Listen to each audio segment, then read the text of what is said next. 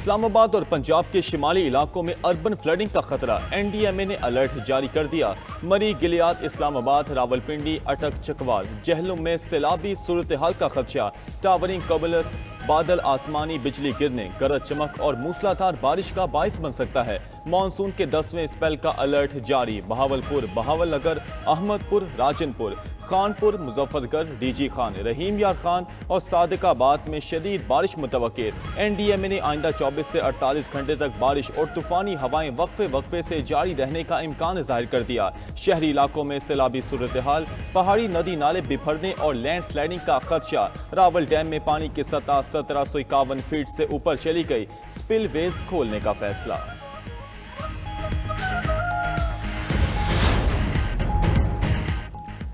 ستلج، چناب اور راوی میں طغیانی برقرار، موز اور ریلوں نے مزید کئی بستیاں اجاڑ دیں۔ آشیانے سیلاب کی نظر، لاکھوں ایکڑ رقبے پر فصلیں تباہ۔ قصور، گجرات، سیالکوٹ، جھنگ میں ہر طرف تباہی کے مناظر۔ ہیڈ اسلام پر اونچے درجے کے سیلاب سے 90 سے زائد دیہات ڈوب گئے۔ ہریکے اور فیروز پور کے مقام پر اونچے درجے کا سیلاب۔ احمد پور، شرکیہ اور رحیم یار خان کے 34 دیہات شدید متاثر۔ علی پور میں بھی دریائے چناب کا پانی قریبی بستیوں میں داخل، سینکڑوں ایکڑ فصلیں متاثر۔ ہیڈ ٹریموں پر نئے سیلابی ریلے کا الرٹ جاری۔ ملتان میں شیر شاہ بند پر پشتے بلند کرنے کا عمل جاری۔ چونیا کے 36 گاؤں پانی کی لپیٹ میں آ گئے۔ جلال پور، پیر والا میں دریائے ستلج پر پلات پور کا بند ٹوٹ گیا، درجنوں گھر اور فصلیں زیر آب۔ قصور میں سیلاب سے 90,000 سے زائد افراد اور 2 لاکھ سے زائد جانور متاثر۔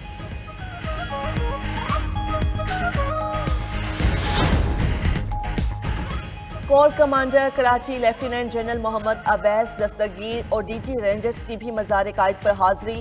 لاہور میں مزار اقبال پر اعزازی گارڈز کے فرائض پاک فوج کے سپرد۔ Corps commander Lahore lieutenant general Fayyaz Hussain Shah کی مزار اقبال پر حاضری، پھول رکھے اور فاتح خوانی کی۔ مہمانوں کی کتاب میں تاثرات درج کیے۔ ملک بھر میں یادگار شہداء پر تقاریب، شہداء اور غازیوں کی لازوال قربانیوں کو خراج عقیدت پیش۔ آئی ایس پی آر کے مطابق جی ایچ کیو راولپنڈی میں یادگار شہداء پر تقریب، چیف آف جنرل سٹاف نے پھول چڑھائے اور فاتح خوانی کی۔ راولپنڈی گیریزن، ملتان گیریزن اور کھاریاں گیریزن میں بھی تقاریب، پاک فوج کے اعلیٰ حکام نے پھولوں کی چادر چڑھائی۔ پشاور میں کور کمانڈر پشاور نے یادگار شہداء پر حاضری دی، شہداء کے اہل خانہ اور عوام کی بھی شرکت۔ کوئٹہ میں گورنر اور وزیر اعلیٰ بلوچستان کی یادگار شہداء پر حاضری، فاتح خوانی کی۔ یوم دفاع پر ٹریفک پولیس لاہور کا بھی اپنے قومی ہیروز کو سلام۔ ملک کے دیگر شہروں میں بھی شہداء کے مزاروں پر فاتح خوانی۔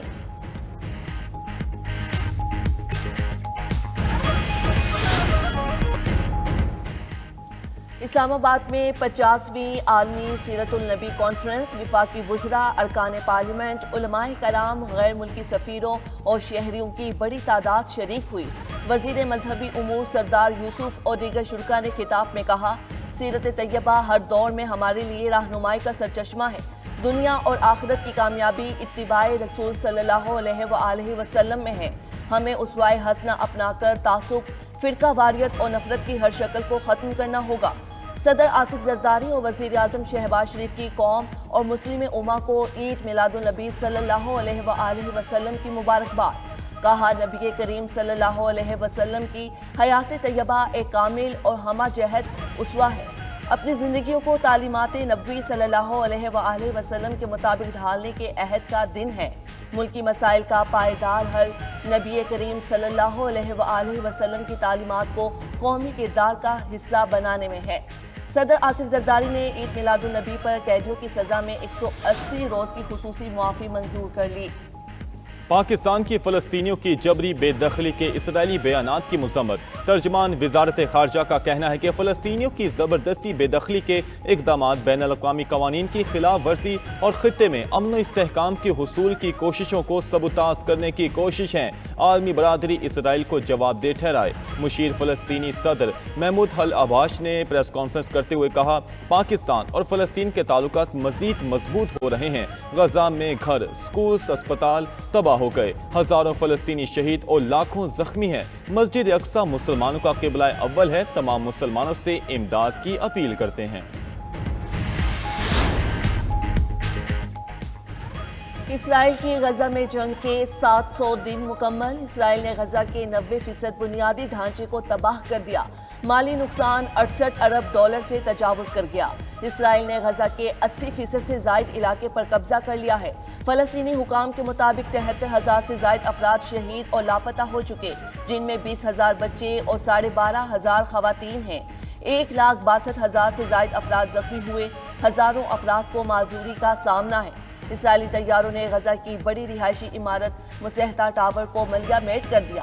24 گھنٹے میں 69 فلسطینی شہید، 422 زخمی۔ اسرائیلی وزیر دفاع کا نسل کشی کا اعتراف، کہا غزہ میں جہنم کے دروازے کھل رہے ہیں۔ مزید بلند و بالا عمارتوں کو بھی نشانہ بنانے کا انڈیا۔ مودی اچھے دوست ہیں، فکر کی کوئی بات نہیں۔ ٹرمپ کا یو ٹرن، کہا امریکہ اور بھارت کے تعلقات بہت خاص ہیں، وہ اور نریندر مودی ہمیشہ دوست رہیں گے۔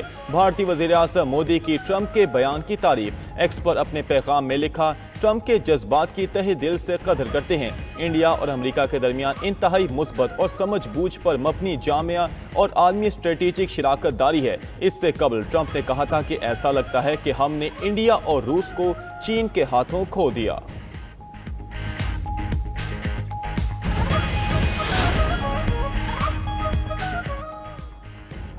امریکی صدر کی وینزویلا کے جنگی طیاروں کو گرانے کی دھمکی، ٹرمپ نے خبردار کیا، اگر امریکی بحری جہازوں کو خطرہ محسوس ہوا تو وینزویلا کے طیاروں کو نشانہ بنائیں گے۔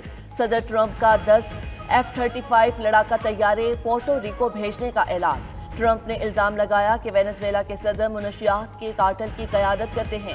صدر مادورو نے الزام کی تردید کر دی، کہا امریکہ وینزویلا کا تیل چوری کرنا چاہتا ہے۔ امریکہ کا یورپ کے لیے سیکیورٹی امدادی پروگرامز ختم کرنے کا فیصلہ، امریکی اخبار کا دعویٰ۔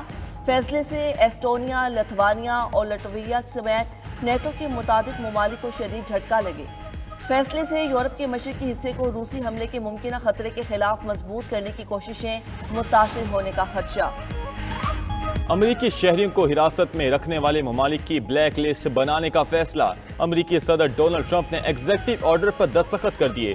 امریکی شہریوں کو حراست میں رکھنے والے ریاستوں پر پابندیاں عائد کی جائیں گی۔ امریکہ کا چین سے توجہ ہٹا کر اپنی سرزمین پر سیکیورٹی کو ترجیح دینے کا فیصلہ۔ امریکی میڈیا کے مطابق پینٹاگون نے نئی قومی دفاعی حکمت عملی کا مسودہ تیار کر لیا، جس کے تحت چینی اور روسی خطرات سے زیادہ توجہ داخلی خطرات پر دی گئی۔ یورپ اور مشرق وسطی سے ہزاروں امریکی فوجیوں کو نکالنے کا امکان۔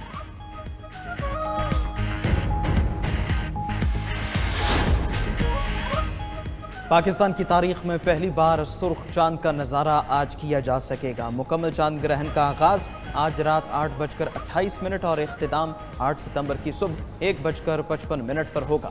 اس دوران چاند ایک گہرے سرخ رنگ میں بدل جائے گا، جس کو بلڈ مون کہا جاتا ہے۔ یہ نہ صرف پاکستان بلکہ ایشیا، یورپ، افریقہ، آسٹریلیا اور بحر الکاہل کے بیشتر حصوں میں بھی نظر آئے گا۔ ماہرین فلکیات کے مطابق دنیا کی 88% آبادی اس کا نظارہ کر سکے گی۔